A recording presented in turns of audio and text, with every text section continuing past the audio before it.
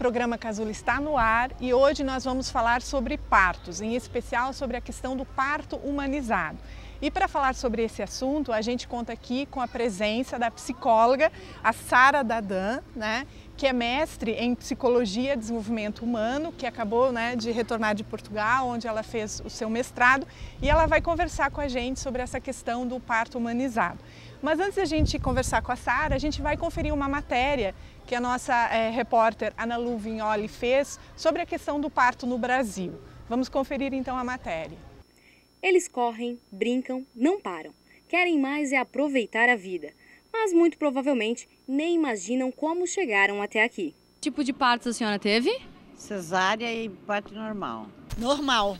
Cesárea. 3 normal e uma cesárea. Normal. Parto normal.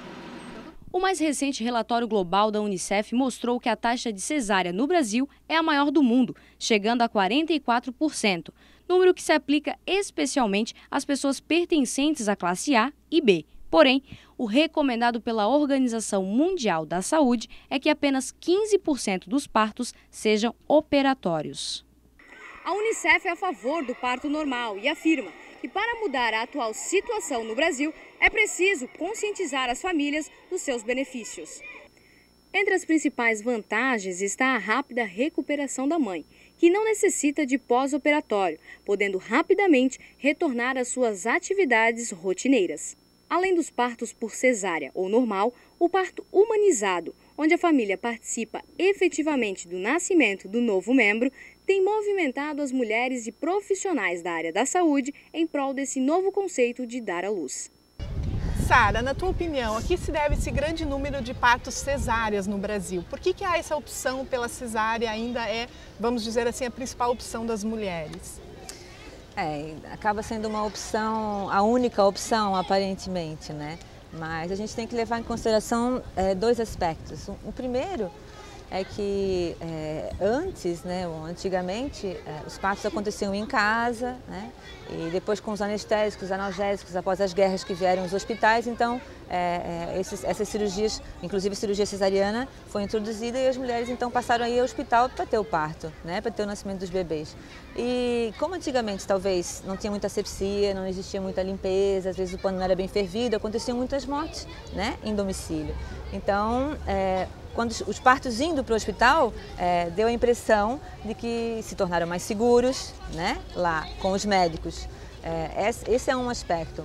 E aí com o tempo, com o passar dos anos, a gente pode perceber, e é em função do nosso sistema, porque um parto natural, um parto normal é um pouco mais demorado, tem que respeitar o tempo desse bebê, o tempo da mulher ficar em trabalho de parto.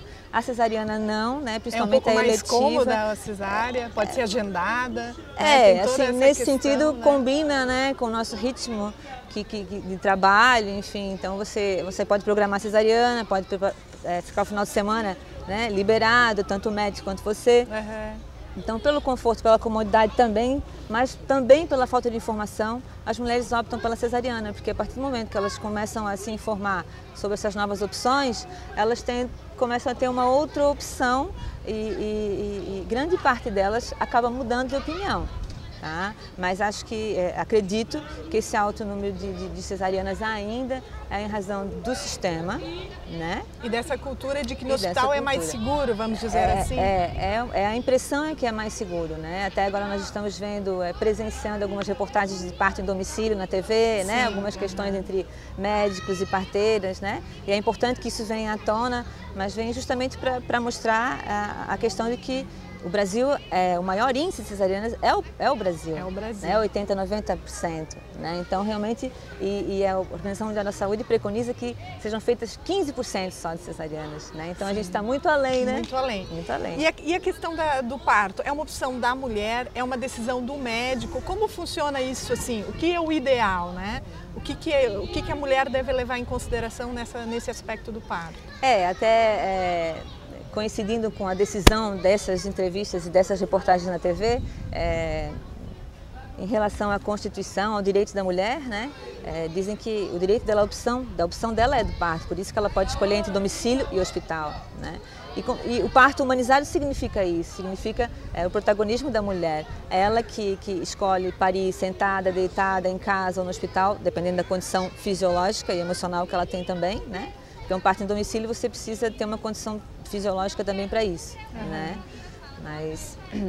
Mas assim, na tua opinião, o que a gente escuta também é um pouco de mito assim, em relação ao parto normal, a questão da dor, a questão da demora, enfim, né? O que pode ser feito assim para desmistificar um pouco essa questão do parto normal, né? Informação. Então hoje seria um problema de informação, muitas vezes da mulher, sobre o parto normal? Sim, a primeira coisa é informação, porque assim, todas as mulheres têm condição, aliás, todas as mulheres conseguem parir seus bebês de parto normal. Com exceção... Assim como as nossas avós, as nossas Isso, mães? né? Senão como faziam antes as mulheres, se não tinham cesariana, não tinham essa opção. Né? Então o bebê tinha que sair de alguma maneira, então é natural, é um processo da mulher, né? Isso acontece, o bebê sabe como fazer para nascer. Sim. O corpo da mulher também sabe como fazer para nascer, para parir de parto natural, né? Porém, a nossa cultura, a nossa educação foi tirando um pouco desse empoderamento, dessa... Não sei se coragem é uma palavra certa, porque não é necessário coragem, talvez agora precise, por conta de isolar e de separar. O fato de a gente ir para o hospital, no hospital existe um protocolo, com algumas intervenções. Então hoje o parto normal é muito diferente do parto natural. Sim. Né? Por isso a gente está resgatando. Como é que o telespectador pode entender essa diferença? Né? Porque ela fala, parto normal, a dor, né? Então a primeira coisa que a gente pensa no parto normal é da dor, né? Mas as mulheres que vivenciam o parto natural não lembram da dor, não registram a dor como algo ruim, né? Como algo pesado. Enfim, no hospital hoje, o parto normal, a mulher sofre algumas intervenções. Por quê? Porque no hospital foi um médico que criou, ou que disse que era melhor a mulher parir numa posição ginecológica que nós conhecemos, né? Que é a posição que nós chamamos, exato, deitada, né? E que tinha que fazer o corte no períneo, porque aparentemente parecia que o bebê saía mais fácil, ou era recebido mais fácil, né? Então, muitas coisas ele introduziu como se fosse um protocolo que facilitaria na cabeça dele o parto dessa mulher.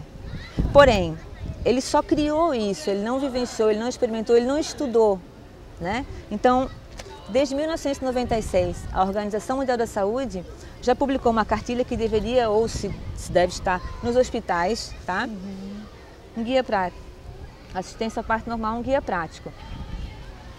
Dando, ou indicando, orientando para que fizessem outras intervenções e não aquelas, ou então que administrassem... Hoje é uma recomendação do Ministério da Saúde, né, das principais entidades relacionadas, né, aos direitos da mulher, essa defesa do parto natural, do parto normal. Né? E assim, de administrarem essas intervenções, né, que são efetuadas com toda mulher, porque é um protocolo.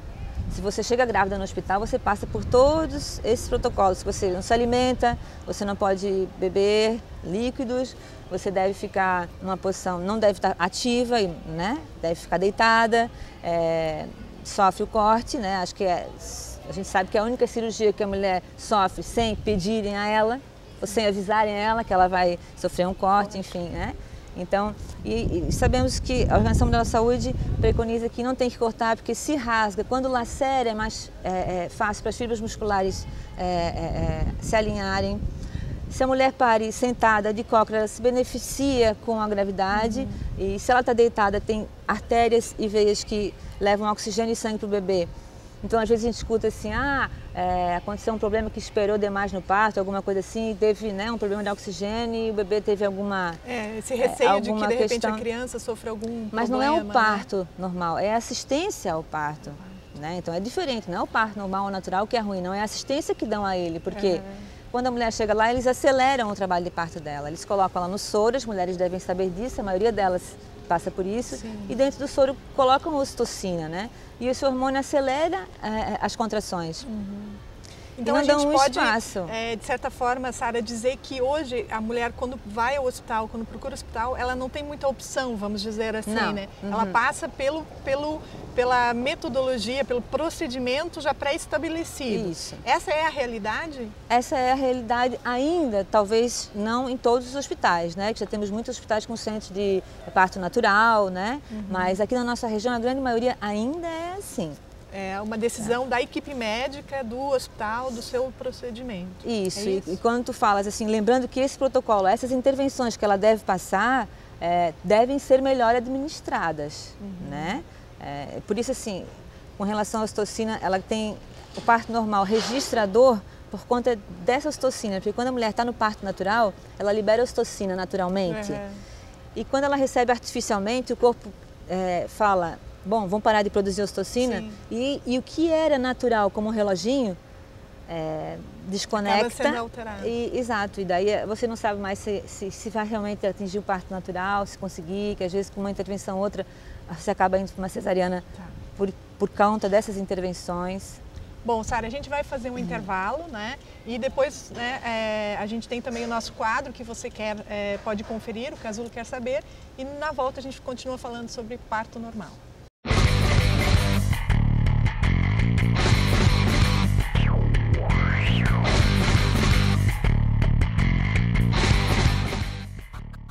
O Casulo quer saber como são chamados os gêmeos idênticos fecundados por um só espermatozoide e um único óvulo? Opção A, bivitelinos. Opção B, univitelinos. Opção C, uniuterinos. Ou opção D, biviterinos. Confira a resposta após o nosso intervalo.